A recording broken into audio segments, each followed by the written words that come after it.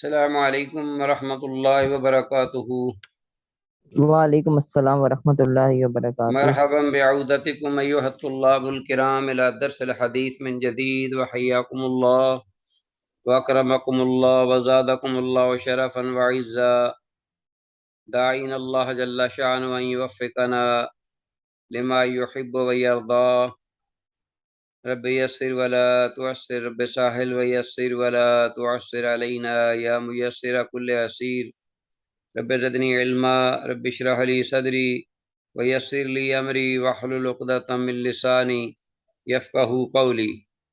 عزیز طلبہ، بفضل اللہ و بعونہ جل وعلا، مشکوٰۃ المصابیح کے سلسلہ دروس کا یہ ایپیسوڈ نمبر 3، تیسرا سبق آپ کے سامنے موجود ہے، اور ہم اللہ کے فضل و کرم سے آج کے سبق کے حوالے سے جو احادیث ہمارے زیر بحث ہیں ان کا مطالعہ کرتے ہیں براہ راست حسب معمول کتاب سے آتے ہیں کتاب کی جانب۔ اور جیسا کہ آپ کو معلوم ہے کہ ہم نے گزشتہ سبق کے حوالے سے کتاب الصلاۃ کے سلسلے میں صلاۃ اللیل، رات کی نماز، اور پھر اس کے ضمن میں جو نماز وتر ہے اس سلسلے میں احادیث کا مطالعہ کیا تھا۔ تو آج بھی انشاءاللہ آج کے سبق میں کم و بیش یہی احادیث ہمارے زیر مطالعہ رہیں گی۔ تو آتے ہیں، سب سے پہلے میں شیئر کرتا ہوں آپ کے اس حدیث کو ایک بار پھر تاکہ آپ اچھی طرح سے اس حدیث کو دیکھ سکیں۔ یہ پہلی حدیث ہے ہمارے پاس آج کے سبق کے حوالے سے، جو کہ صلاۃ الوتر کے بارے میں عبداللہ ابن عمر رضی اللہ عنہما سے مرفوع اللہ کے نبی صلی اللہ علیہ وسلم سے یہ روایت مروی ہے، اور اس کا نمبر ہے 1258۔ آپ صلی اللہ علیہ وسلم نے فرمایا، اللہ کے نبی صلی اللہ علیہ وسلم نے فرمایا، اجعلوا آخر صلاتکم باللیل وترا، کہ تم اپنی رات کی آخری نماز میں وتر کو آخری نماز بناؤ، یعنی وتر کو اپنی آخری نماز بناؤ رات کی نماز میں، نماز تہجد میں۔ اجعلوا آخر صلاتکم باللیل، رات کے وقت اپنی آخری نماز بناؤ وطرن وطر، مطلب کیا کہ وطر کو آخر میں پڑھو۔ وطر جو ہے کہ وہ اصل میں تہجد کی نماز ہے، تہجد کی عبادت ہے۔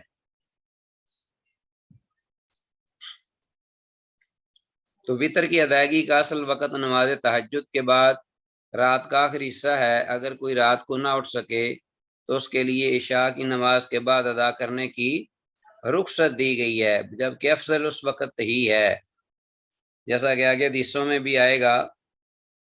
آگے آتا ہے دوسری حدیث ہے، وعنہ عن النبی، عبداللہ بن عمر رضی اللہ عنہما سے ہی یہ روایت مروی ہے، قال، آپ صلی اللہ علیہ وسلم نے فرمایا، بادروا الصبح بالوتر، کہ صبح کی نماز، یعنی صبح کی نماز کے بعد صبح طلوع ہونے سے پہلے پہلے وتر کی نماز پڑھ لو، یعنی جلدی کرو۔ بادروا الصبح، صبح کی نماز کے وقت جلدی کرو، یعنی اس سے پہلے، بالوتر، وتر کے ساتھ، وتر کی نماز صبح سے پہلے پہلے، صبح کی نماز سے پہلے پہلے پڑھ لو کہ صبح طلوع نہ ہونے پائے۔ ہاں جی، تو اس حدیث کے سلسلے میں حدیث میں مذکور الفاظ بادروا الصبح بالوتر کا مطلب ہے صبح ہونے سے پہلے پہلے جلدی وتر پڑھ لیا کرو، اور وتر اپنے وقت پر ادا نہ ہونے کی صورت میں سورج نکلنے کے بعد پڑھ لیے جائیں، جیسا کہ حدیث میں واضح آیا ہے۔ نماز فجر کے بعد بھی پڑھے جا سکتے ہیں، اور ایک حدیث کے مطابق سورج نکلنے کے بعد بھی پڑھے جا سکتے ہیں، واللہ عالم۔ آگے آتے ہیں نئی حدیث کی جانب۔ 1260 حدیث ہے، وان جابر رضی اللہ عنہ سے، جی وعلیکم السلام۔ سر میں نے یہ پوچھنا تھا کہ اگر فجر کے بعد یا سورج نکلنے کے بعد یہ وتر پڑھے جائیں تو پھر قضا ہوگی کہ صرف ایک وتر ہی پڑھیں گے؟ اگر نہ بھی پڑھیں تو قضا آپ کا، اگر نہ بھی پڑھ، قضا اس چیز کی ہوتی ہے جو واجب ہو، قضا اس چیز کی ہوتی ہے لیکن جو اگر وتر واجب کی ہو۔ قضا اور دینا چاہیں تو پھر تو وہ جفت کر کے ہوتا ہے نا، تو ہم پھر اگر قضا دینا چاہیں تو پھر ایک وتر پڑھیں گے کہ جفت کر کے پڑھیں گے؟ آپ اس کو ایک وتر جو ہے ایک بھی پڑھا جا سکتا ہے کم از کم، آپ صلی اللہ علیہ وسلم سے مروی ہے ایک وطر، ایک بھی پڑھ سکتے ہیں، 3 بھی پڑھ سکتے ہیں، ٹھیک ہے جی.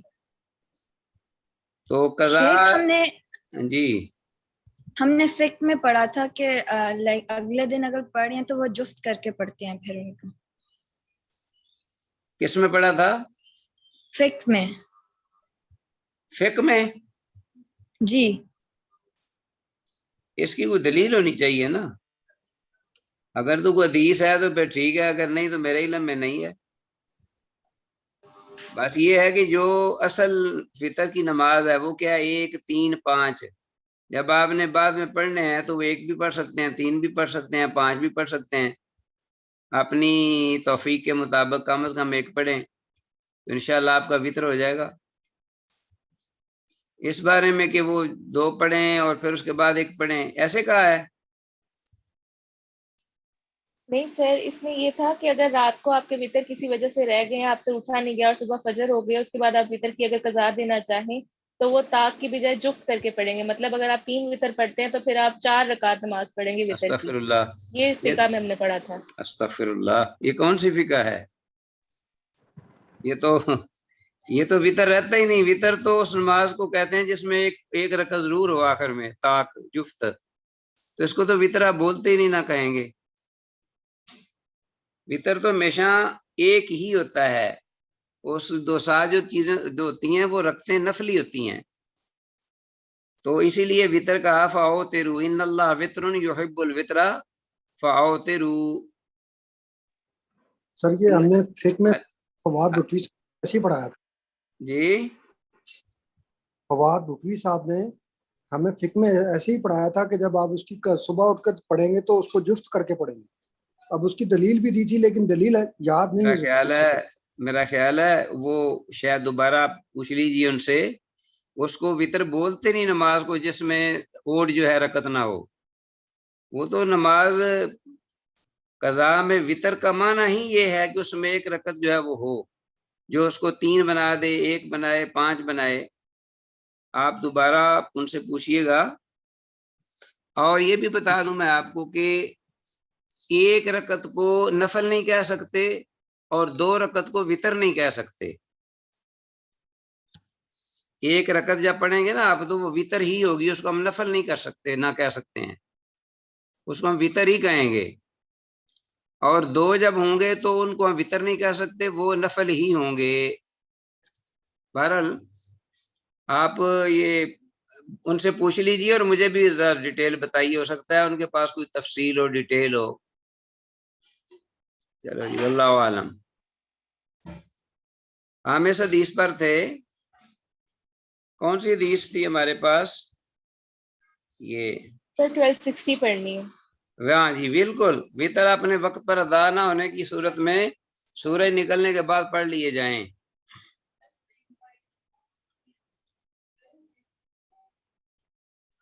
اچھا آگے آتے ہیں نیکسٹ حدیث کی جانب. وان جابر رضی اللہ عنہ سے روایت ہے قال قال رسول اللہ صلی اللہ علیہ وسلم، وہ کہتے ہیں کہ اللہ کے رسول صلی اللہ علیہ وسلم نے فرمایا من خاف اللہ یقوم من آخر اللیل، جو شخص ڈر جاتا ہو، جو شخص ڈر جائے یا اس کو یہ اندیشہ ہو کہ اللہ یقوم من آخر اللیل، کہ وہ نہیں اٹھ پائے گا رات کے آخری حصے میں، یعنی یہ اس کو جاگ نہیں آئے گی اور وہ بیدار نہیں ہو سکے گا، تو فلیوتر، تو اسے چاہیے کہ وہ اس وقت وطر پڑھ لے، یعنی شروع رات کی ابتدا میں عشاء کے ساتھ. فلیوتر اولہ ومن طمع ان یقوم آخرہ فلیوتر آخر اللیل.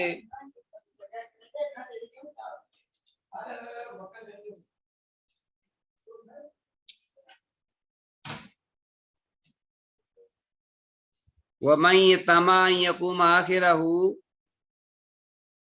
اور جسے یہ امید ہو کہ وہ ان یقوم، یہ وہ بیدار ہو جائے گا، آخرہ رات کے آخری حصے میں، فلیوتر آخر اللیل، تو اسے چاہیے کہ وہ رات کے آخر میں وطر پڑھے. فإن صلاۃ آخر اللیل، پس بے شک رات کی آخری نماز جو ہے مشہودۃن، وہ اس اعتبار سے افضل ہے کہ اس میں فرشتے حاضر ہوتے ہیں، ٹھیک ہے نا جی. مشہودہ تو ان کا معنی ہے کہ جہاں حاضر کی گئی، فرشتوں کے ساتھ حاضر کی گئی نماز، جس میں فرشتے حاضر کیے جاتے ہیں. وذالک افضل، اور اس اعتبار سے یہ نماز افضل ہوئی، افضل ہے نماز. ٹھیک ہے جی. تو حدیث میں مذکور لفظ مشہودہ تو ان کا مطلب یہ ہوا کہ اس نماز کی گواہی کے لیے آسمان سے فرشتے اترتے اور حاضر ہوتے ہیں. شروع رات میں وتر پڑھ لینے کی صورت میں اگر پچھلی رات کو اسے موقع مل جاتا ہے تو وہ نفل پڑھ سکتا ہے، اسے وتر دہرانے کی کوئی ضرورت نہیں، کیونکہ آپ صلی اللہ علیہ وسلم کا فرمان ہے کہ ایک رات میں 2 وتر نہیں ہو سکتے. یہ بھی ہو سکتا ہے یہ جائز ہے، جیسا کہ آگے آئے گا. 2 صورتیں ہیں بعض روایات کے مطابق کہ اگر وہ اٹھا ہے اور اس نے عشاء کے وقت وتر پڑھ لیے ہیں لیکن وہ رات کو اٹھ بیٹھا ہے تو پہلے 1 رکعت پڑھ کر اس کو جوٹا بنا لے اور پھر آگے پڑھنی شروع کر دے 2 کر کے، اور آخر میں پھر وتر پڑھ لے. اور یہ بھی جائز ہے کہ وہ وتر پڑھے ہی نہ، آخر میں 2 رکعتوں سے شروع کرے اور جتنی اللہ اس کو توفیق دے وہ پڑھے، اور رات کا جو عشاء کا وہ جو وتر ہوگا وہ کافی ہوگا ان کے لیے. یہ بھی درست ہے. اچھا جی، آگے ہمارے پاس ہے نیکسٹ حدیث. وعن عائشہ رضی اللہ عنہ سے روایت ہے، قالت، وہ کہتی ہیں، من کل اللیل، پوری رات کے ہر حصے میں، اوتر رسول اللہ صلی اللہ علیہ وسلم، اللہ کے رسول صلی اللہ علیہ وسلم نے وتر پڑھے ہیں. رات کے کسی بھی حصے میں، رات کے ہر حصے میں آپ نے مختلف اوقات میں وتر پڑھے ہیں.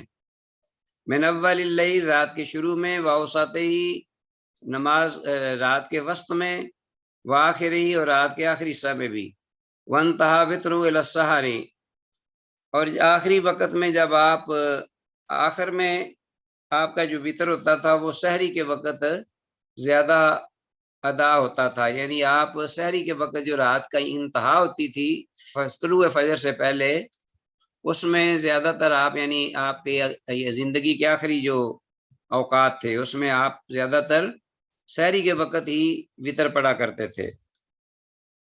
ٹھیک ہو گیا جی. 1261 حدیث ہے.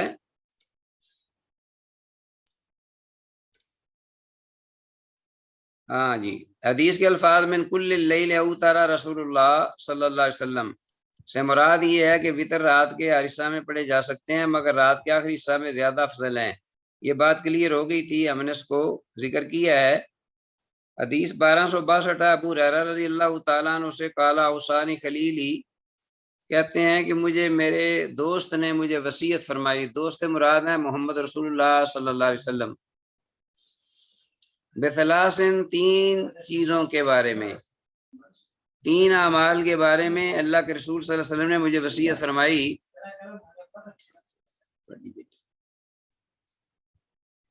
بثلاثت ایام، 3 چیزوں کی اللہ کے رسول صلی اللہ علیہ وسلم نے مجھے وصیت فرمائی، میرے خلیل، میرے دوست نے. کیا؟ من کل شہر ثلاثت ایام، سیام ثلاثت ایام من کل شہر، کے ہر مہینے 3 دنوں کے روزے، یہ ایام 20 کے روزے ہیں، 13، 14، 15. ورکعتی الضحیٰ، اور چاشت کی 2 رکعتوں کی. وانو تیرا قبل ان انام، اور یہ کہ میں وتر پڑھوں اس سے پہلے کہ میں سو جاؤں، یعنی سونے سے پہلے وتر پڑھنے کی بھی. یہ 3 وصیتیں جو اللہ کے رسول صلی اللہ علیہ وسلم نے حضرت ابو ہریرہ رضی اللہ عنہ سے کی.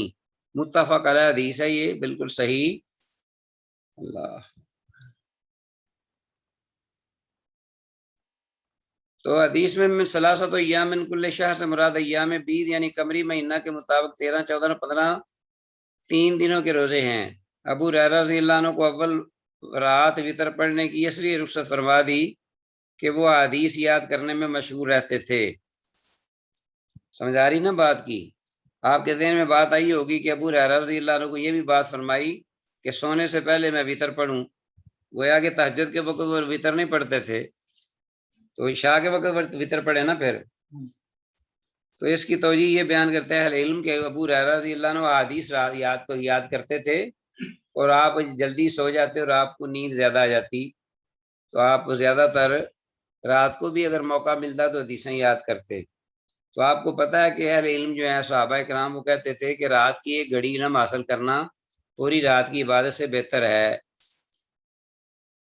بعض صحابہ سے یہ روایت ایسے اقوال مروی ہیں۔ اللہ اکبر۔ آگے ہمارے پاس اس باب کی دوسری فصل آ گئی، الفصل الثانی۔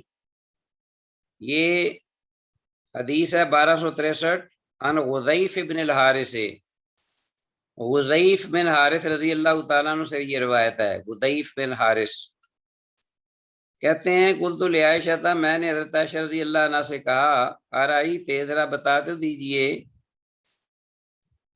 رسول اللہ صلی اللہ علیہ وسلم کان یغتسل من الجنابۃ فی اول اللیل ام فی آخرہ، کہ کیا اللہ کے رسول صلی اللہ علیہ وسلم غسل جنابت کیا کرتے تھے رات کے شروع میں یا رات کے آخر میں؟ قالت، عائشہ رضی اللہ عنہ فرماتی ہیں ربما اغتسل فی اول اللیل و ربما اغتسل فی آخرہ، کبھی کبھار تو آپ رات کی ابتدائی حصے میں شروع میں غسل فرما لیتے، و ربما اغتسل فی آخرہ، اور کبھی کبھار آپ رات کے آخری حصے میں غسل فرما لیتے، یعنی آپ پر پابندی کوئی نہیں تھی۔ قل تو میں نے کہا اللہ اکبر، الحمدللہ الذی جعل فی الامر ساعۃ، اللہ بہت بڑا ہے، سب تعریفیں اس اللہ کی، اللہ کو سزاوار ہیں، وہ ذات کہ جس نے جعل فی الامر ساعۃ، جس نے دین کے معاملے میں وسعت دی، وسعت بخشی۔ قل تو میں نے کہا کانا یوتر فی اول اللیل ام فی آخرہ، کہ کیا رسول اللہ صلی اللہ علیہ وسلم وطر پڑا کرتے تھے رات کے شروع میں یا آخر میں؟ قالت، عائشہ رضی اللہ عنہ نے فرمایا ربما اوتر فی اول اللیل و ربما اوتر فی آخرہ، بسا اوقات آپ رات کے شروع میں وطر پڑھ لیتے اور بعض اوقات رات کے آخر میں وطر پڑھ لیتے۔ قل تو میں نے کہا اللہ اکبر، الحمدللہ الذی جعل فی الامر ساعۃ، ترجمہ نہیں کروں گا اس لیے کہ پہلے ترجمہ ہو گیا ہے۔ قل تو میں نے پھر پوچھا کان یجہر بالقراءۃ ام یخفت، کہ رات کی نماز جب پڑھتے تھے تہجد وغیرہ تو کیا قرات اونچی کرتے تھے یا آہستہ پڑھتے تھے قرآن مجید؟ یجہر بالقراءۃ ام یخفت، یا آپ آہستہ پڑھتے؟ قالت، حضرت عائشہ رضی اللہ عنہ فرماتی ہیں ربما یجہر بہ، بسا اوقات آپ بلند آواز سے قرات کرتے، وربما خفتا، اور بسا اوقات آہستگی میں۔ قل تو میں نے کہا اللہ اکبر، الحمدللہ الذی جعل فی الامر ساعۃ، اس کا بھی ترجمہ وہی ہے، وہی الفاظ ہیں، رواہ ابو داود و رواہ ابن ماجہ الفصل الاخیر۔ امام ابو داود نے اس کو روایت کیا ہے، اور امام ابن ماجہ نے اپنی سنن ابن ماجہ میں آخری حصہ جو ہے نا وہ اس حدیث کا ذکر کیا ہے، پہلا نہیں کیا، شروع کا نہیں کیا۔ تو عزیز طلبہ یہ حدیث ہے، اور اس کے جو فوائد ہیں اس میں سے من جملہ فوائد میں سے یہی ہے، حدیث سند کے اعتبار سے حسن ہے، یعنی صحیح ہے۔ حدیث میں لفظ خافتا کا معنی ہے اس ایک آدمی نے اپنی آواز آہستہ کی، اس کو انڈر لائن کیجئے اور اگلی حدیث کی طرف آئیے۔ عبداللہ بن ابی قیس رحمت اللہ علیہ سے یہ روایت مروی ہے، قال، انہوں نے کہا سال تو عائشہ تھا، میں نے عائشہ رضی اللہ عنہ سے پوچھا بکم کان رسول اللہ صلی اللہ علیہ وسلم یوترو، کہ اللہ کے رسول صلی اللہ علیہ وسلم کتنے وطر پڑا کرتے تھے، یعنی وطر کی کتنی رکعتیں آپ پڑھا کرتے تھے؟ قالت، عائشہ رضی اللہ عنہ کہتی ہیں کان یوتر باربعین و ثلاثین، کہ اللہ کے رسول صلی اللہ علیہ وسلم وطر پڑھا کرتے تھے باربعین و ثلاثین، 4 اور 3، کتنی ہوگی؟ 7، 4 رکعتیں پڑھی اور 3 وطر پڑھ لیے۔ وست و ثلاث، 6 اور 3، 6 رکعتیں پڑھی 2 کر کے اور 3 آخر میں وطر پڑھ لیے، 9 بن گئے۔ وثمان و ثلاثین، 8 اور 3، 8 رکعتیں پڑھی 2 کر کے، وثلاثین آخر میں 3 رکعتیں پڑھی، وعشرن وثلاثین، یہ کتنی ہوگی؟ 13 رکعتیں ہو گئی۔ ولم یکن یوتر بانقص من 7، اور آپ نے کبھی بھی وطر نہیں کیا 7 رکعتوں سے کم، بانقص من 7، ولا باکثر من 13، اور نہ آپ نے زیادہ کی وطر کے ساتھ رکھتے 13 سے، یہ زیادہ سے زیادہ 13 ہوتی تھی آپ کی تہجد کی نماز، اور کم سے کم 7 ہوا کرتی تھی، اور 6 سے اوپر ایک وطر ہوتا تھا، اور اس طرح 12 یہ اپنا جو ہوتی تھی نا 10، اس کے بعد 3 رکعت رکھتے ہوتی تھی وطر کی، 2 کر کے بقیہ آپ پڑھتے تھے۔ تو آپ مختلف اوقات میں مختلف آپ نے تہجد کی نماز میں رکھتے پڑھی، اور آخر میں وطر پڑھا۔ اور ابو داؤد سے امام ابو داؤد نے روایت کیا ہے اس روایت کو، اور اس کے فوائد میں سے اس حدیث کی سند صحیح ہے۔ یہ بھی معلوم ہوا کہ آپ صلی اللہ علیہ وسلم نے تہجد کی نماز کبھی 7 رکعتوں سے کم اور 13 رکعتوں سے زیادہ نہیں پڑھی، ہم نے ذکر کر دیا ہے۔ تہجد کی کل نماز کو اس لیے وطر کہا ہے، ساری نماز کو وطر کہا ہے تہجد کی، کہ وطر کا معنی ہے طاق ہونا، وطر کا معنی ہے طاق، اور تہجد کی ساری رکعات وطر ملانے سے طاق ہو جاتی ہیں۔ تو تہجد کی ساری نماز کو وطر اس لیے کہا ہے کہ وطر کا معنی ہے طاق، اور تہجد کی ساری رکعات وطر میں لانے سے طاق ہو جاتی ہے۔ یہ میں ابھی ہم نے اس کا ذکر کیا ہے۔ آگے حدیث ہمارے پاس عزیز طلباء، اس کے بعد حدیث نمبر 1265، ابو ایوب انصاری رضی اللہ عنہ سے یہ روایت ہے، وعن ابی ایوب رضی اللہ عنہ قال قال رسول اللہ صلی اللہ علیہ وسلم، وہ کہتے ہیں کہ اللہ کے رسول صلی اللہ علیہ وسلم نے ارشاد فرمایا، الوتر حق، کہ وطر حق ہے، یعنی وطر علی کل مسلم، وطر حق ہے یعنی وطر واجب ہے، ضروری ہے پڑھنا ہر مسلمان پر۔ فمن احب یوتر بخمس، تو جو شخص یہ چاہتا ہو کہ وہ 5 وطر پڑھے، فلیفعل، تو وہ 5 پڑھ لے۔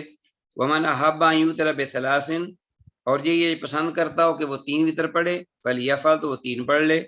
ومن احب یوتر بواحدۃ، اور جو شخص یہ چاہتا ہو پسند کرتا ہو کہ وہ 1 وطر پڑھے، فلیفعل، تو وہ 1 پڑھ لے۔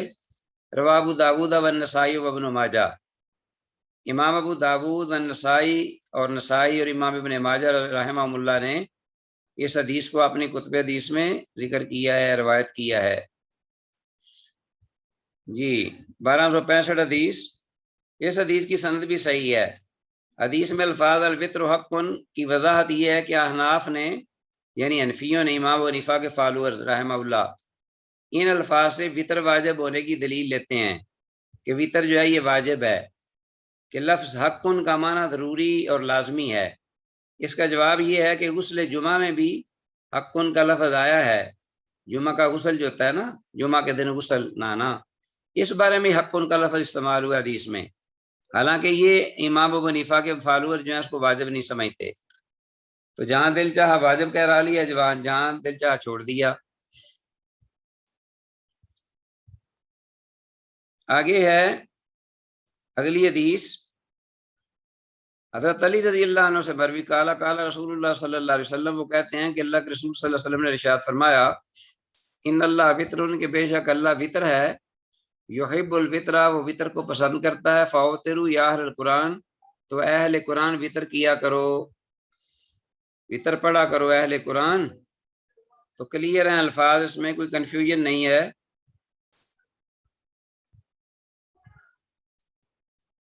یہ حدیث حسن ہے، البتہ بعض محققین سے سند میں ابو اسحاق سبعی مدلس اور عانن ہونے کی وجہ سے ضعیف کہا ہے۔ بعض کہتے ہیں کہ یہ ابو اسحاق جو ہے سبعی وہ ہے مدلس اور عانن، لہذا یہ حدیث صحیح نہیں۔ حدیث سے یہ بھی معلوم ہوا کہ وطر واجب نہیں بلکہ سنت ہے۔ اہل حدیث امام شافعی رحمہ اللہ اور تمام مجتہدین کا یہی مسلک ہے، تو یہ اسی لیے اس کو واجب کو ہم فرض کے معنوں میں نہیں لیں گے، کیونکہ قرینہ آ گیا ہے جس نے اس کو وجوب سے پھیر دیا۔ آگے بھی بعض ایسی حدیث آئیں گی جس میں یہ معلوم ہوگا واضح کہ وطر واجب نہیں ہے۔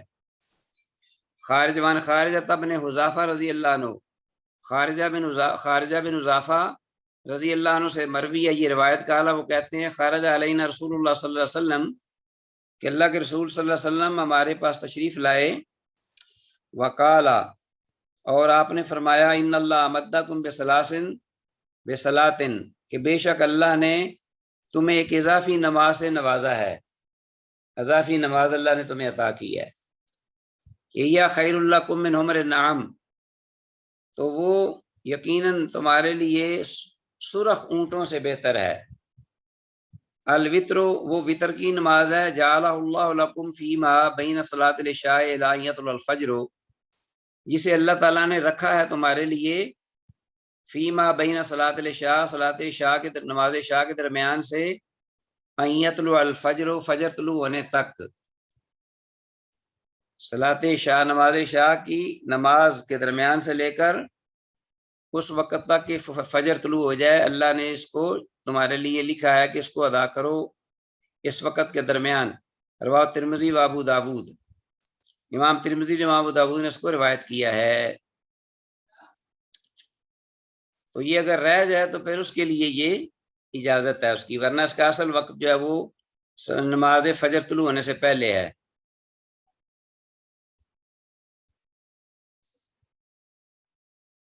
یہ حدیث ابو نضرہ کی حدیث سے صحیح ہے، جبکہ بعض اہل علم نے اس کی سند کو منقطع ہی گردانا ہے، واللہ عالم۔ حدیث میں مذکور الفاظ حمر النعم کا مطلب ہے سرخ اونٹ، یہ میں نے وضاحت کر دی اس کی، اس کو انڈر لائن کر لیجئے گا اور آگے حدیث کی طرف آئیے۔ زید بن اسلم رضی اللہ عنہ سے روایت، عن زید بن اسلم رضی اللہ عنہ قال قال رسول اللہ صلی اللہ علیہ وسلم من نام عن وطری فلیصلی اذا اصبح۔ یہ واضح کلیئر آ گئی حدیث کہ جو شخص اپنے وطر کی ادائیگی سے سو جائے، یعنی پڑھنا بھول جائے اور سو جائے، فلیصلی اذا اصبح، تو وہ اس وقت اس کو ادا کرے جب وہ صبح ہو جائے، جب وہ صبح کرے تو اس وقت اس کو پڑھ لے۔ رواه ترمذی مرسلا، امام ترمذی نے اسے مرسل روایت کیا ہے۔ بہرحال اسی پر عمل ہے اور یہی اس پر یہ جائز ہے اس پر عمل کرنا کہ اگر آدمی نہیں پڑھ سکا تو وہ اس کی قضا دے سکتا ہے فجر کی نماز کے بعد اور سورج جب طلوع ہو اس کے بعد بھی۔ امام بغوی رحمہ اللہ نے اس حدیث کو مسند ذکر نہیں کیا، لیکن امام ابو داود رحمہ اللہ نے اسے موصول بھی بیان کیا ہے اور وہ صحیح طریقہ ہے۔ ٹھیک ہو گیا جی، تو حدیث کی کلیئرنس ہو گئی کہ حدیث جو ہے یہ درست ہے، صحیح ہے اور صحت کے زیادہ قریب ہے۔ حدیث میں وطر کی قضا سے مراد مستحب کی قضا ہے، اس لیے نہیں کہ وطر واجب ہے، جیسا کہ میں نے یہ بات پہلے بھی آپ کو بتائی ہے کہ قضا اس کی ہوتی ہے جو واجب ہو۔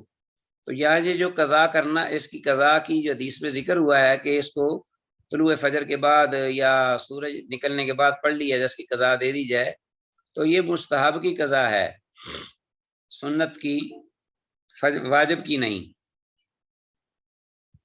سنت موقدہ ہے یہ وطر جو ہے۔ آگے حدیث ہمارے پاس 1269 عبدالعزیز بن جریج سے رحمہ اللہ روایت کرتے ہیں، قال کہتے ہیں سالنا رسول عائشہ رضی اللہ عنہ، ہم نے عائشہ رضی اللہ عنہ سے پوچھا یہ شیئن کانا یوتر رسول اللہ صلی اللہ علیہ وسلم، کہ اللہ کے رسول صلی اللہ علیہ وسلم وطر کی رکعات میں کیا پڑھتے تھے، کون سی صورتیں یا آیات؟ قالت، انہوں نے کہا کانا یقرأ فی الاولی، کہ عائشہ رضی اللہ عنہ پڑھا کہ آپ رسول اللہ صلی اللہ علیہ وسلم پڑھا کرتے تھے پہلی رکعت جو وطر کی تھی اس میں سبح اسم ربک الاعلی۔ یہ عزیز طلبہ، ہم پڑھ رہے تھے کہ عائشہ رضی اللہ عنہ کہتی ہیں کہ کانا یقرأ فی الاولی، کہ اللہ کے رسول صلی اللہ علیہ وسلم نماز وطر کی پہلی رکعت میں پڑھتے تھے بسبح اسم ربک الاعلی، یعنی سورۃ الاعلی جو ہے 30ویں پارے میں، وفی الثانیۃ، اور دوسری رکعت میں پڑھتے تھے قل یا ایھا الکافرون، سورہ الکافرون، وفی الثالثہ، اور تیسری رکعت میں پڑھا کرتے تھے بقل ھو اللہ احد، سورہ اخلاص، اور کبھی کبھی والمعوذتین، آگے قل اعوذ برب الفلق، قل اعوذ برب الناس بھی پڑھ لیتے تھے۔ زیادہ تر یہ ہوتے تھے سورۃ الاعلی، سورۃ کافرون اور سورہ احد۔ رواه ترمذی و ابو داود، امام ترمذی امام ابو داود نے سے روایت کیا ہے۔ سند میں خصیف راوی اور خصیف، سند میں خصیف راوی جسے جمہور اہل علم نے ضعیف قرار دیا ہے، مگر حدیث کے سوائے المعوذتین کے شواہد ہیں۔ معوذتین کے علاوہ بقیہ جو حدیث ہے کہ پہلی رکعت میں سورۃ الاعلی، دوسری میں سورہ کون سی بتائیے؟ ہاں جی، سورۃ الغاشیہ نہیں، سورۃ الکافرون، سورۃ الاعلیٰ دوسری میں سورۃ الکافرون اور تیسری میں سورہ احد۔ اس بارے میں صحیح شواہد بھی ہیں، واللہ عالم۔ سیدہ عائشہ رضی اللہ عنہ سے مروی ایک روایت کے مطابق کہ نبی مکرم صلی اللہ علیہ وسلم وطر سے پہلے دو گانا میں سورہ الاعلیٰ، سورۃ الکافرون اور وطر کی الگ رکعت میں سورہ الاحد اور معوذتین پڑھتے تھے۔ یہ حدیث کے اعتبار سے حدیث اعضاء کی تفسیر ہے، اور دیگر احادیث بھی اس کی تائید میں ہیں، نیز جمہور بھی اسی طرف گئے ہیں۔ ٹھیک ہے نا، اگر تین الگ پڑھ رہے ہیں وطر، مثلا دو رکعتیں الگ اور ایک وطر، تو پھر یہ ہوگا کہ پہلی رکعت میں سورہ الاعلیٰ، دوسری میں سورۃ الکافرون، اور تیسری میں آپ سورہ احد بھی پڑھ سکتے ہیں اور معوذتین بھی پڑھ سکتے ہیں۔ اچھا جی، لیکن زیادہ تر اگر اکٹھی پڑھ رہے ہیں تینوں رکھتے بغیر درمیان میں تشہد بیٹھے، تو پھر یہی ترتیب ہوگی کہ پہلی میں سورۃ الاعلیٰ، دوسری میں سورۃ الکافرون اور تیسری میں سورہ الاخلاص۔ آگے آتے ہیں عزیز طلبہ، حدیث 1270 ہے۔ یہی روایت جو اوپر ہم نے 1269 پڑھی ہے اور جس کو ذکر کیا ہے انہوں نے عبدالعزیز بن جریج سے، جو عائشہ رضی اللہ عنہ کی روایت ہے، اسے امام نسائی نے روایت کیا ہے عبد الرحمن بن ابزہ سے اپنے طریق سے، اور یہی سیم الفاظ ہیں۔ اسی طرح 1271 اگلی حدیث میں امام احمد نے اس کو روایت کیا ابی بن کعب رضی اللہ عنہ سے۔ ٹھیک ہو گیا جی، اور یہ تین دونوں یعنی ان میں متن جو ہے وہ وہی ہے۔ اور دارمی جو ہیں، امام دارمی، انہوں نے عن ابن عباس نے عبداللہ بن عباس رضی اللہ عنہما سے ذکر کیا ہے اسی متن کو، ولم یذکرا، اور ابی بن کعب اور عبداللہ بن عباس دونوں نے یہ معوذتین کے الفاظ ذکر نہیں کیے۔ تو یہ 3، 4 اور 5 یہ حدیث نمبر 1270، 1271 اور 1272، ان تینوں کے ہم فوائد دیکھ لیتے ہیں۔ اس حدیث کی سند صحیح ہے، یہ حدیث بھی سند کے اعتبار سے صحیح ہے، اور اس حدیث کی سند بھی صحیح ہے۔ تو تینوں یہ دو حدیثیں جو ہیں جو ہم نے پڑھی ہیں اسی متن کے ساتھ یہ صحیح ہیں۔ تو بہت ساری احادیث جو ہیں یہ شواہد کے طور پہ آ گئیں کہ پہلی جو رکعت ہے اس میں سورۃ الاعلیٰ، دوسری میں سورہ الکافرون اور تیسری میں سورہ الاخلاص۔ آگے ہمارے پاس حدیث 1273، وعن الحسن بن علی، حسن بن علی رضی اللہ عنہما سے یہ روایت ہے، حسن بن علی بن ابی طالب، قال، وہ کہتے ہیں کہ اللہ مانی رسول اللہ صلی اللہ علیہ وسلم، کہ مجھے تعلیم دی اللہ کے رسول صلی اللہ علیہ وسلم نے کلمات کی، اقول ان فی قنوت الوتر، کہ میں ان کو کہا کروں وطر کی قنوت میں میں ان الفاظ کو کہا کروں، پڑھا کروں۔ گویا کہ دعائے قنوت سکھلائی مجھے اللہ کے رسول صلی اللہ علیہ وسلم نے۔ کون کہہ رہے ہیں؟ حسن بن علی رضی اللہ عنہما۔ وہ کون سے الفاظ ہیں؟ یہ ہیں، اللہم اہدنی فی من ہدیت، اے اللہ مجھے ہدایت سے سرفراز فرما اور ان لوگوں میں شمار کر جنہیں تو نے ہدایت دی۔ وافنی فی من عافیت، اور مجھے عافیت دے ان لوگوں کے زمرے میں جنہیں تو نے عافیت سے نوازا۔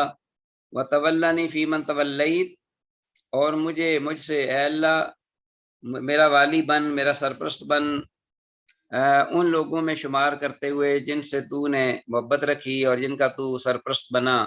وبارک لی فیما اعطیت، اور اے اللہ برکت دے مجھے ہر اس چیز میں جو تو نے مجھے عطا کی۔ وقنی شر ما قضیت، اور اے اللہ مجھے بچا لے ہر اس شر سے جس کا تو نے فیصلہ کیا۔ فإنک تقضی ولا یقضی علیک، بے شک تو ہی ہے فیصلہ کرنے والا ہر ایک کے بارے میں، ولا یقضی علیک، اور تیرے خلاف کوئی بھی فیصلہ نہیں کیا جا سکتا۔ انہ لا یذل من والیت، تو بے شک شان یہ ہے کہ جس کا تو والی بن جائے اس کو کوئی ذلیل نہیں کر سکتا، رسوا نہیں کر سکتا۔ تبارک ربنا، اے اللہ تو بابرکت ہے ہمارے پروردگار، و تعالی تو سر بلند ہے۔ رواه ترمذی و ابو داؤد و النسائی و ابن ماجہ و الدارمی، یہ سارے محدثین انہوں نے اس کو اپنی کتب حدیث میں سنن میں ذکر کیا ہے، اور یہ حدیث صحیح ہے۔ ٹھیک ہو گیا جی، تو یہ جو ہے یہ دعا کو اپنا آپ یاد کر لیجئے۔ یہ وطر کی قنوت وطر یعنی وطر کی قنوت میں یہ دعا پڑھی جاتی ہے. ویسے دعا ضروری نہیں ہے، اگر نہ بھی پڑھے تو کوئی حرج نہیں، جبکہ حناف کہتے ہیں کہ یہ ضروری ہے، واجب وطر بھی واجب ہے، اور اس میں پڑھی جانے والی دعا اگر چھوٹ جائے تو سجدہ صاحب ہے. اس قسم کی باتیں جس کی کوئی دلیل نہیں ہے.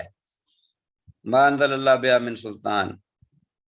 اچھا جی، آگے ہمارے پاس حدیث ہے، یہ اس کو دیکھ لیجیے ذرا، اس کے فوائد. 73. یہ حدیث سند کے اعتبار سے صحیح ہے. دعائے قنوت کے الفاظ وتولنی فی من تولیت کا ترجمہ ہے، اور جن لوگوں کو تو نے اپنا دوست بنایا ان لوگوں میں مجھے بھی شامل کر کے اپنا دوست بنا لے.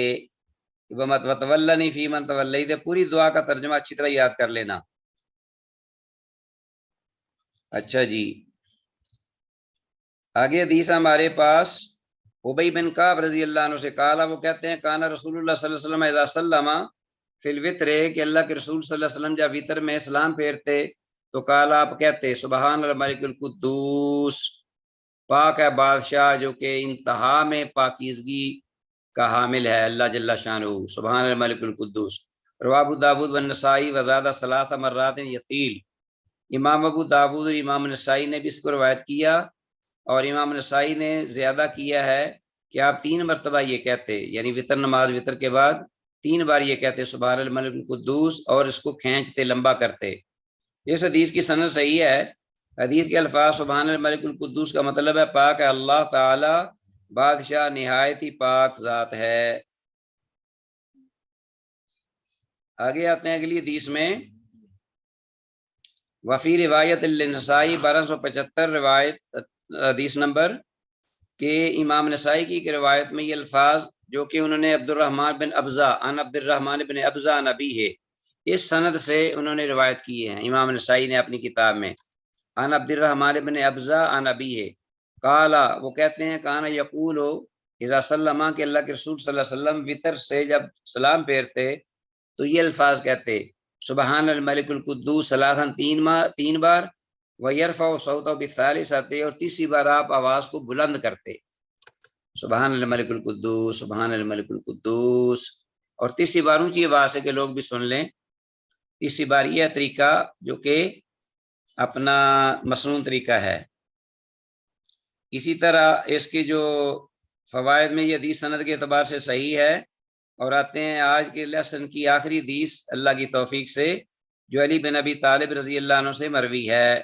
علی بن ابی طالب رضی اللہ عنہ سے یہ روایت ہے، قال، وہ کہتے ہیں ان النبی صلی اللہ علیہ وسلم کانا یقول، کہ یقیناً بے شک اللہ کے نبی صلی اللہ علیہ وسلم کہا کرتے تھے، یعنی آپ کا یہ معمول تھا، فی آخر وطری، اپنے وطر کے آخر میں یہ دعا پڑھتے تھے اللہم انی اعوذ برضاک من سخطک، اے اللہ میں تیری پناہ میں آتا ہوں تیری رضا کے ساتھ تیری نافرمانی سے، تیری نافرمانی سے تیری رضا کے ساتھ تیری پناہ میں آتا ہوں.